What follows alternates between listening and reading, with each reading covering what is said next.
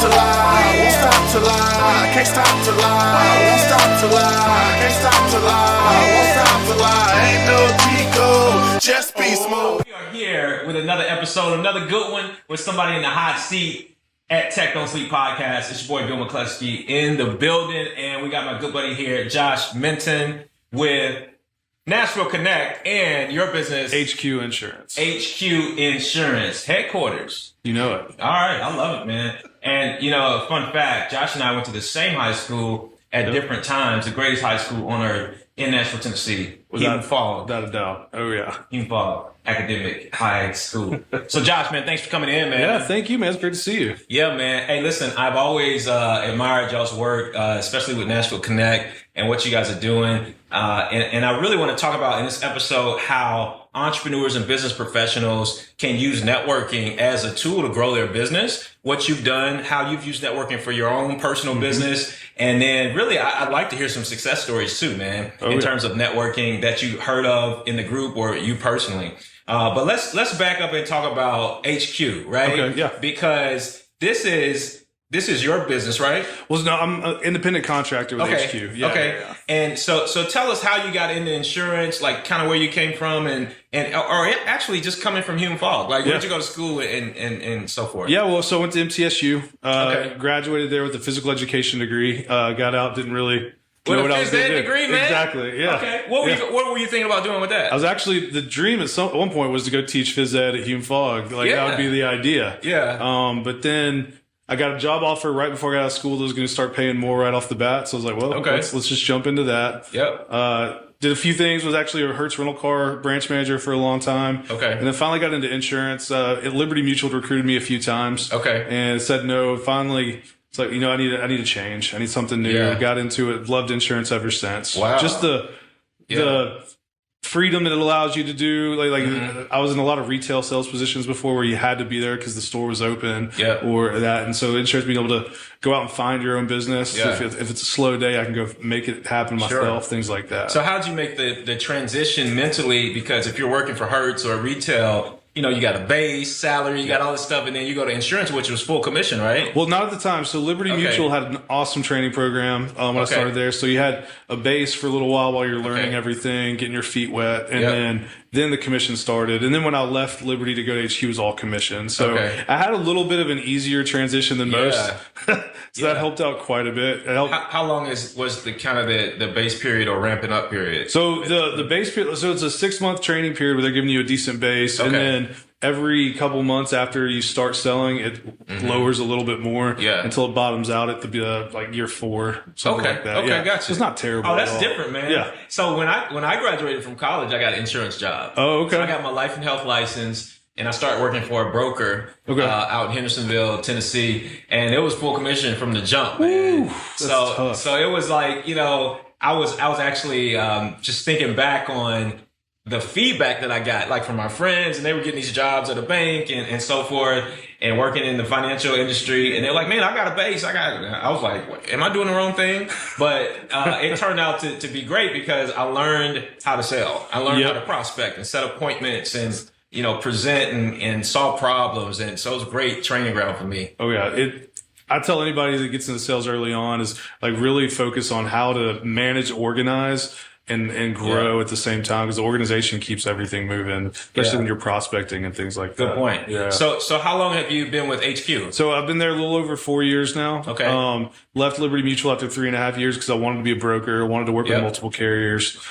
Things like that, and really grow my business that way. And explain to us what a broker is. I think most people kind of understand, but just give us in simple terms, what is an insurance broker? So an insurance broker has a lot of different carriers they work with. So in theory, really, what we do is we work for the client instead of the insurance company. So we find the right fit for your insurance needs with all the carriers that we're licensed to work with. Whereas at Liberty at the time, we were a captive agency, so I had one product to sell.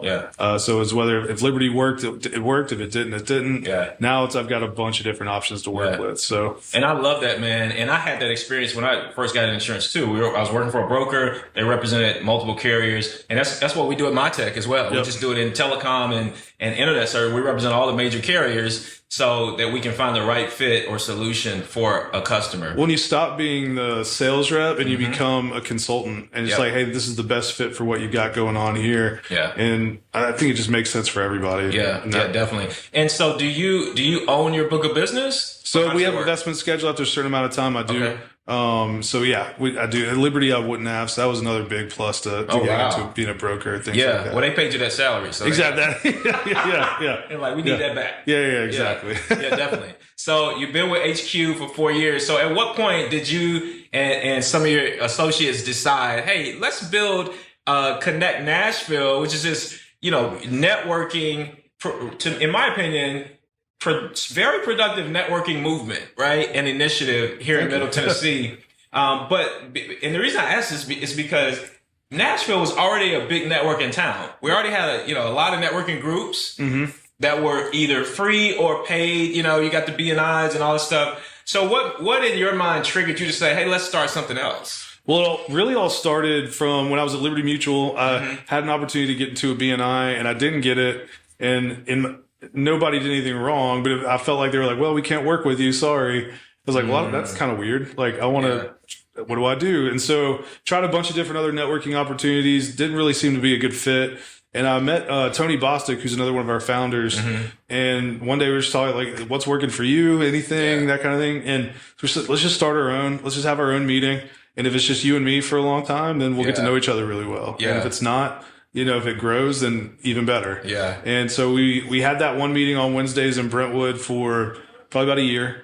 Grew it to where we were getting about 25, 30 people a week. So it wasn't just you and him? Well, just like initially, how many folks you remember the first meeting? Like how many people came out? First meeting we had 3 people. Wow. Yeah. It was me and a guy named Don Merlot. Actually 4. Michael Shea with Applied Capital, Don Merlot, and all those people. So it was the 4 of us trying to just like, what do we do to get this thing moving?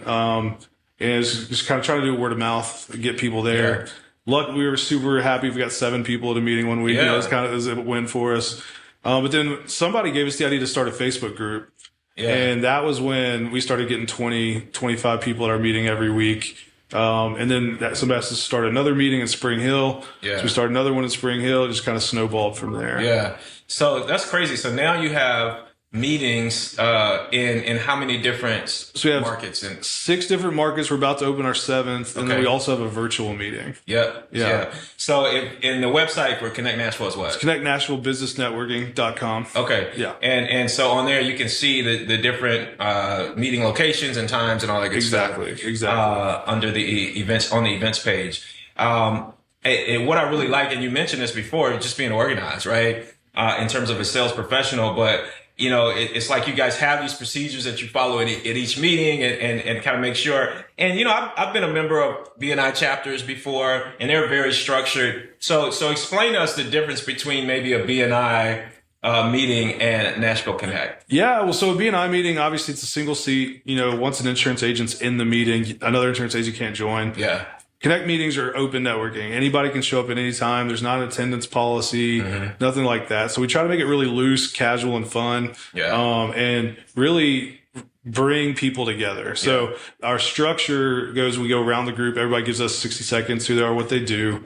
But then we like to leave 10 minutes at the end because we want that time for people to get business cards, connect. Because most of the time when meetings are over, they have to leave. You got another meeting you got to get to, or you got to get back to the office.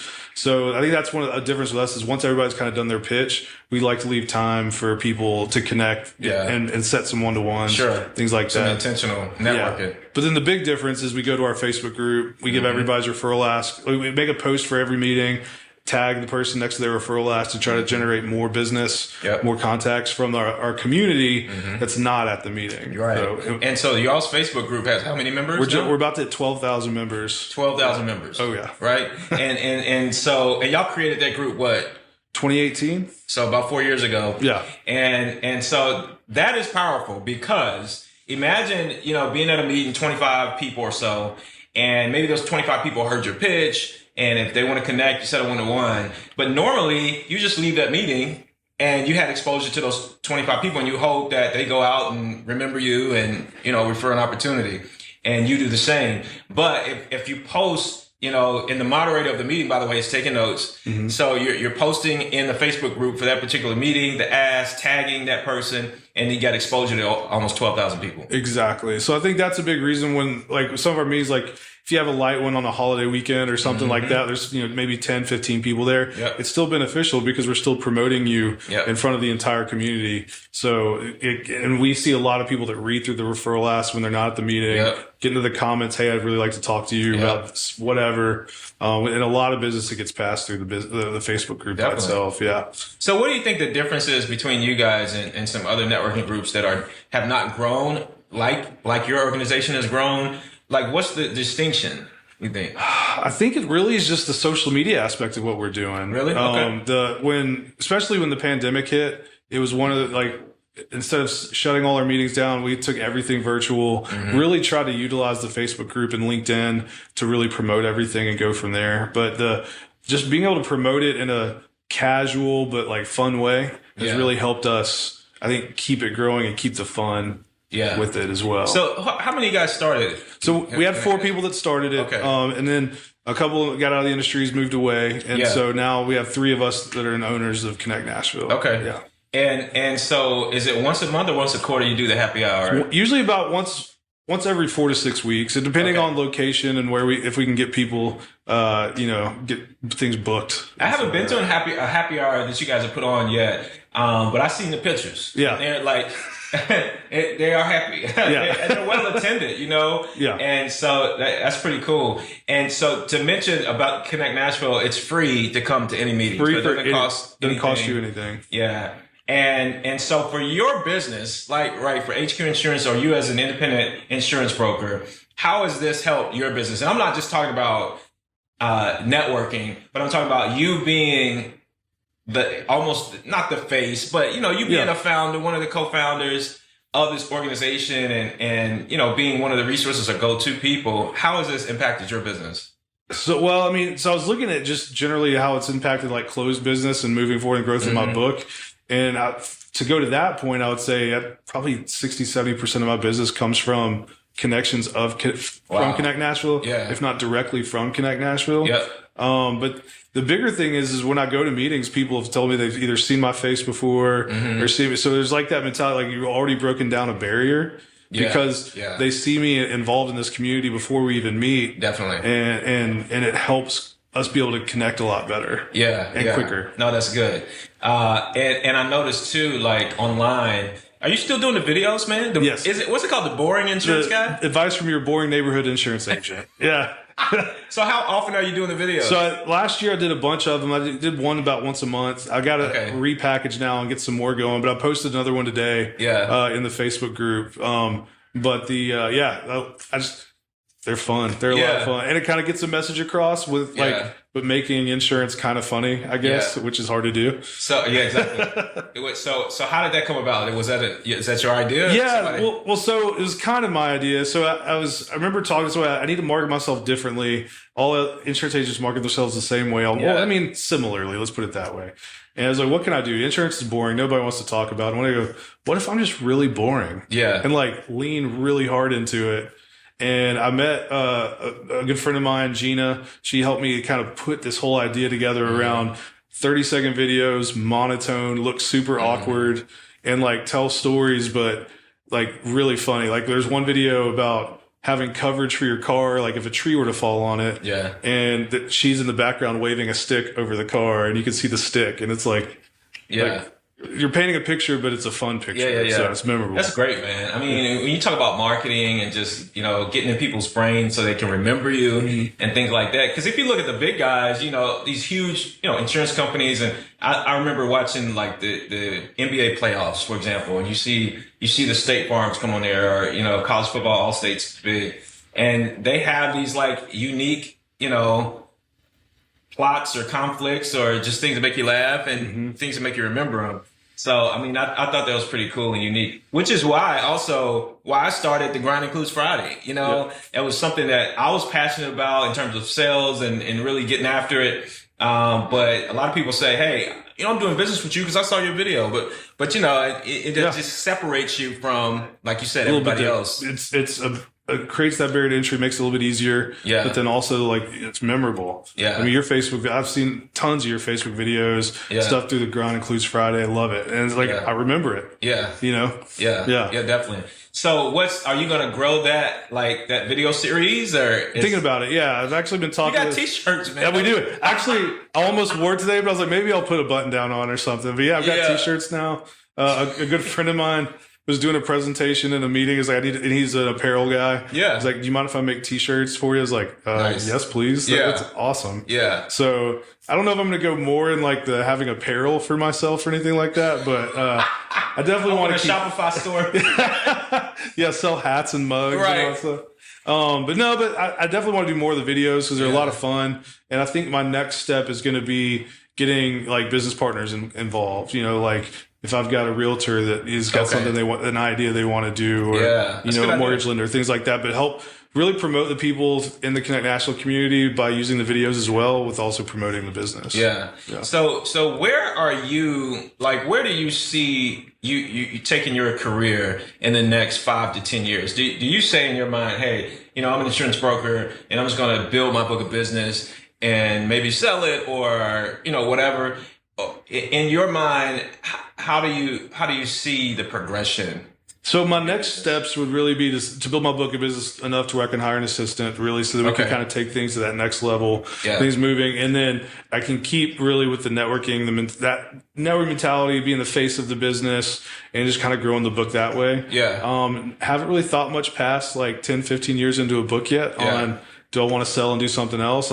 Insurance is something I really like to do. Yeah. Taking care of people is the way I feel like I'm doing on a daily basis. So I'm not really looking to get out of it, but the nice thing is I can build a business that if another opportunity comes along, that's great. Yeah. I can't. Like it's something that I can sell and get something out as opposed to just leaving and starting a new job somewhere. No, that's cool, man. I like asking like independent contractors that because, you know, it's good to think about like the progression or an exit plan or other options down the road. Mm-hmm. And you probably, or you don't think like the average, you know, or a typical insurance agent. So no, I mean, doing the videos and stuff is good. So Josh, give us some, since you guys started Nashville Connect and all that, give us a couple of tips on networking. Like what would you know, if you were going to give some advice to somebody, you know, headed out to a networking event or somebody that says networking doesn't work, what feedback would you give them? So the first, I love when I hear people say that, like network doesn't work. I didn't get anything, or I didn't get a referral, whatever. Yeah. Well, I always flip it back on. It's like, well, what did you give to the group? Because if you're not plugging into the group, you can't expect the group to plug back into you. And that's one thing we see a lot of. We see a lot of early on Connect Nashville. A lot of people come in and like, I'm not getting anything here. And and the people that understood what networking is, it's like you're not opening up. You're trying to get into their networks, but you're really opening up your network to these people as well. And so when we grew that, it's funny to see people that just don't understand that and try to help them learn it a little bit more. But I'd say that's the biggest tip. First of all, is not focusing on what you're getting, but focus on what you're giving. Yeah. Because once you do that, things come back to you is all the time. So you're saying like, you know, if somebody says networking isn't working for me, they should flip their mindset, right? And say, hey, what can I give? What value can I add versus what can I get? Exactly. And that's to me also a long-term play. It's not a short turnaround. You may not see the benefit or return today. Exactly. Right. You may see it next week or next month or whatever. And that's another great tip right there, is that it's not a short-term play. Yeah. You're not going to, how often are you going to go to one meeting and get a referral right off that meeting? Right. You know, it's really about the building relationships. And so I tell people, be consistent with it. Even if you haven't got anything in a couple weeks, whatever, show up every week. Be that guy that's always there. Yeah. And even from the insurance, like, I don't care how many insurance agents show up to our meetings, because I'm the one that's going to be there every week. Yeah. And that's almost like a billboard itself. It adds credibility. It does. Yeah. It does. And they hear your pitch every week. They hear you every week. They see you every week. And you become part of it, of the whole thing. And so consistency is a big factor, I think, as well. Yeah, good. Yeah, because I've heard even people on my team before say, you know, I'm sending them out to a meeting and they'll come back after a few weeks and they'll say, well, it's the same people. And I'm like, well, it's supposed to be the same people. You know, because the goal is to build that relationship, create it, nurture it, you know, so that you build the trust and the credibility so that people feel comfortable or safe referring you business. They're referring you their clients and their network. So I would actually argue the opposite of same people would say that if it's not the same people every time, is that a group worth going to? Because if other people don't see the value in coming to it every week, is it working? Yeah. That kind of a thing. Yeah, it's a good point. For sure. Good point. Yeah. And so one thing that I usually tell people as it relates to networking is obviously set up the one-to-ones. Without a doubt. Right? Yep. So tell us what a one-to-one is and why that's important. Oh, one-to-one. So it's a meeting with one other person. What you're doing there is you're focusing on learning about their business, how you can help their business. That's what the focus should be in a one-to-one. Is let me figure out what I can do to help you, and then the other person's doing the same thing back. Yeah. So 30 minutes to an hour, anything like that. You can kind of fit it around whatever you need to do, but it's really a deeper dive. So in a main meeting, let's say there's 20, 30 people there. It's really tough to dive deep with one person. And so that's really the focus there. That's more of the relationship building. Let me really dig deep into your business. What are you looking for, and how can I help? Yeah. When I do a one-to-one, there's one question I always ask the person I'm with, and that question is, who refers you business? Yep. Because, and the reason I ask that question is because I may not be able to refer you business right now, but if a loan officer usually refers you business, I know some loan officers, right? Exactly. And I think everybody knows a loan officer. I may not know somebody looking for insurance right now, or I may not be aware of it, but I know a potential referral partner for you. Exactly. So I love doing that. Oh yeah, and I think that's something that a lot of people don't do as well in the networking communities. Like an insurance agent say like, well, I want to go meet with the lenders and realtors, and that's all I want to do. Is like meet with everybody. You don't know. Yep. You don't know who knows a lender or a real estate agent that you might be able to work with. So take your time, connect, meet with everybody. One of my best referral partners isn't even in the real estate industry. Wow. They just connect me with people that are in the real estate industry, and that helps me grow my business. Yeah, even the Avon lady. Yeah. You know what I'm saying? the Mary Kay. Yeah, man. I mean, because to me it depends on the person, but it's like a lot of times people, I hear that too. It's the MLM people or the Mary Kay and all that, and I'm like, man, trust me, that person may open doors for you. So, my Mary Kay rep's awesome. So yeah. I'll give you that right now. I love it. So how can folks get in touch with you as it relates to HQ Insurance? Easy way to do it. Emails Josh at HQ Insurance. Super easy. Facebook page, we LinkedIn, everything like that as well. So any way that they like to connect with me, we can do it. We can make it happen. And just for clarity's sake, you do residential and we do. So we consumer and out of our business? agency, we do everything. Okay. My focus is personal lines insurance. Okay. At Liberty, we didn't do any commercial. And so now I'm trying to get my toes wet and learn commercial insurance before I'm really selling it. But you do life, health, PNC? Yeah. Life, health, and I don't do health. I do life and PNC though. Okay. Gotcha. Yeah. Good stuff. And then as it relates to Nashville Connect, how should people engage? Go to our Facebook group. That's where everything happens, is in our Facebook group. Then we have a LinkedIn page and an Instagram page and all of that. But really the meat of what we're doing is within the Facebook group. So Connect Nashville Business Networking. Yeah. Look for that Facebook group and get in there and get involved. Yeah. For sure. That's awesome, man. Yeah. And I can tell you, Nashville Connect is the reason I said it's very productive and effective is because when I attend the meetings, and I like to consider myself a pretty good networker. I know some good questions to ask and to engage folks, but I like to add value and get value. And the first 3 months of this year, I made a commitment to do some heavy networking. Mm-hmm. I said, first Q1, I'm going to go out here and I'm going to be at a lot of meetings, be consistent until I kind of ramp up my team on the sales side. So I got so busy, man.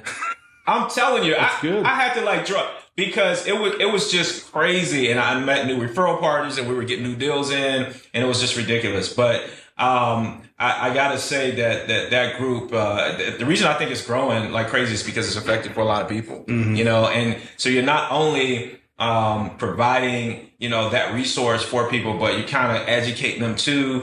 And just attracting, good quality folks. Oh yeah. Well, I think it also helps too that there's a way to stay engaged even if you can't get to meetings. Yeah. Let's say you've gotten busy, you can't get there, but you can still be engaged because we have the LinkedIn community, the Facebook community and all that. Yeah. So we have a virtual meeting now. So that way if you can't get to the other meetings. So our goal is to give a professional every opportunity to engage in networking. Yeah. Whether they can only do it in the evenings or only do it online. Yeah. Or they can actually come to a bunch of meetings during the day in person, things like that. Have you guys thought about with Nashville Connect, monetizing it more? I know you do something in terms of some sponsors and they get more exposure. Yeah. So we have a membership platform that's really all about like us marketing you in front of our audience. It's real small. We're not trying to go make a lot of money with it. Really, it's helping us pay to help for things that we can help grow the group and grow the community. Yeah. But we thought about it. We got a lot of ideas that we want to do, but we're trying to get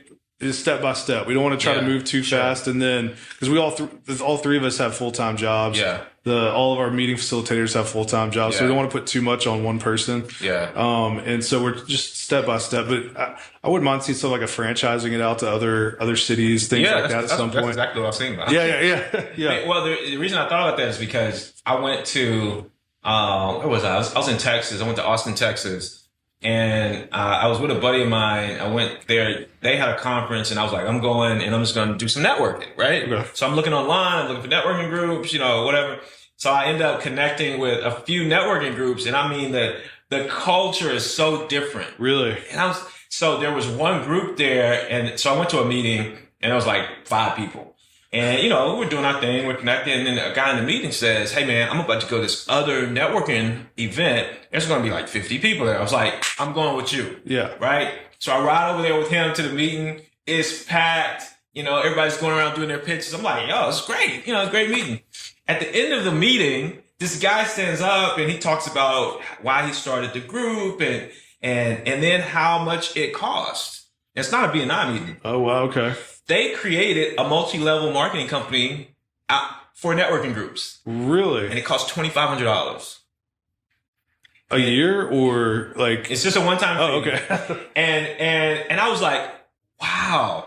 And to me, I was like, that would never work in Nashville. Yeah, I don't think so. So the guy that invited me to the group, he's like, man, you could start this in Nashville and you could be at the I said, bruh, there's too much free networking that works in Nashville. There's no way anybody would pay $2,500. That's a lot. But I mean, more power to them. That's really cool. Yeah, I was just amazed at like, wow, this is a different culture, and people compare Nashville to Austin. I'm like, wow, in that respect, very different.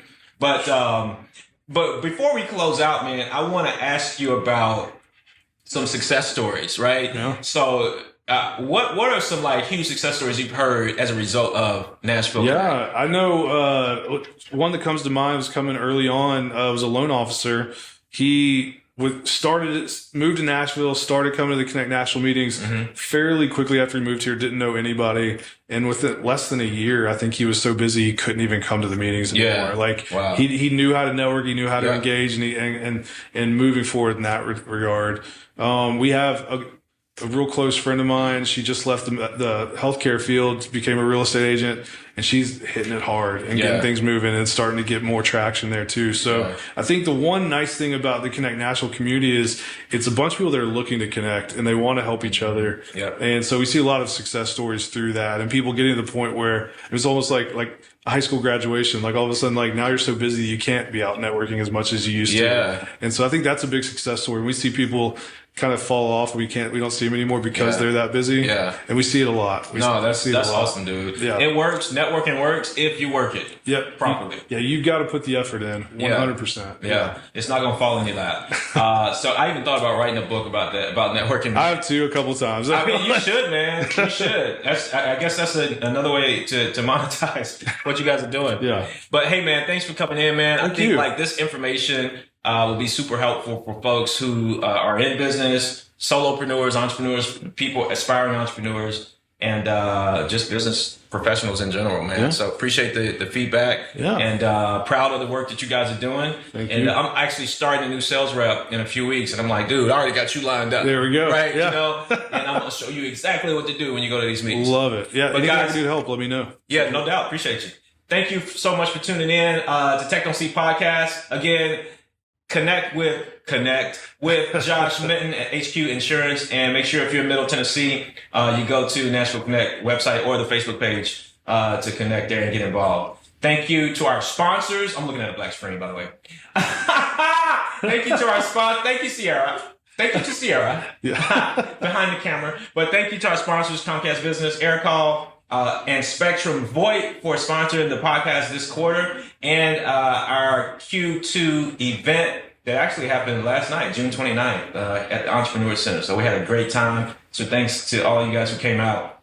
And we appreciate you guys for tuning in again. If you're not subscribed to the YouTube channel, make sure you subscribe to the YouTube channel and connect with us on all social media platforms. We will see y'all next time. Thanks again, man. Thank you. Peace. Allah. Can't stop to lie, won't stop to lie. Can't stop to lie, won't stop to lie. Can't stop to lie, won't stop to lie. Ain't no Chico, just beast mode.